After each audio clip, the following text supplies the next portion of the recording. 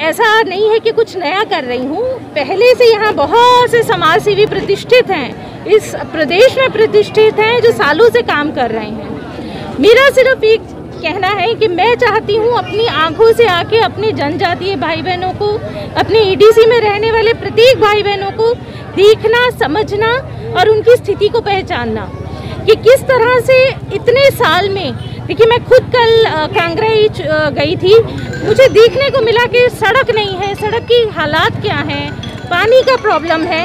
तो ये प्रॉब्लम्स तो नई नहीं है, ये 35 साल के शासन में क्रिएट हुई हैं और ना करने के कारण से आज इतनी बुरे हालात में है। जब हम बात करते हैं डेवलपमेंट की, तो प्रत्येक व्यक्ति का पार्टिसिपेशन ज़रूरी होता है और उसी पार्टिसिपेशन की एक ऊर्जा को जागृत करने के लिए मैं सबके बीच में जाना चाहती हूँ, मिलना चाहती हूँ।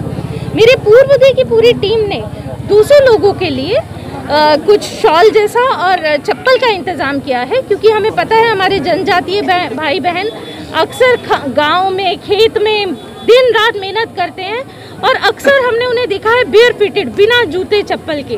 तो हम चाहते हैं जहां जितना हम सहयोग कर सकें अपने समाज के प्रति, अपने लोगों के प्रति, वो हम करने के लिए यहाँ आए हैं। Thank you madam.